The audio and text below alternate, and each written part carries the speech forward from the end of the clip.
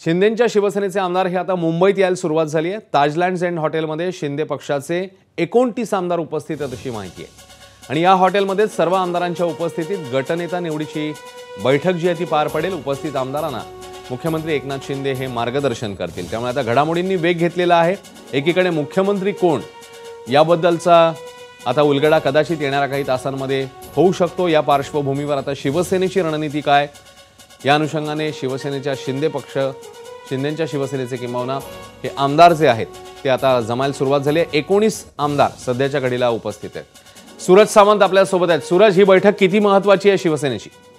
अश्विन, नक्कीच आजचा दिवस हा शिवसेनेच्या आमदारांसाठी खूप महत्त्वाचा असणार आहे। शिवसेनेच्या पक्षाची आज महत्त्वाची बैठक ही वांद्र्याच्या ताजलँड्स या ठिकाणी होणार आहे।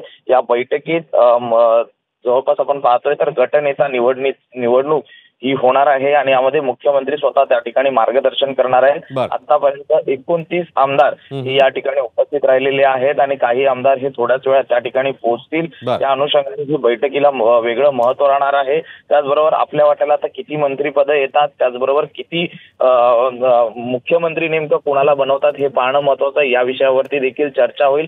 आता देखील सन्मानपूर्वक त्यांना वागणूक मिळणार का याबाबत देखील शाश्वती ही आता दिली जाणार, कारण भाजपचे आमदार हे मोठ्या प्रमाणात निवडून आलेले आहेत। भाजपकडनं मुख्यमंत्री पदासाठी आता गळ घातली जात असताना शिंदे हे नेमकी काय भूमिका घेतात हे पाहणं महत्त्वाचं आहे। आमदारांना कशा पद्धतीने मार्गदर्शन करतात हे पाहणं महत्त्वाचं राहील। अश्विन, सूरज, धन्यवाद या माहितीबद्दल। एबीपी माझा, उघडा डोळे बघा नीट।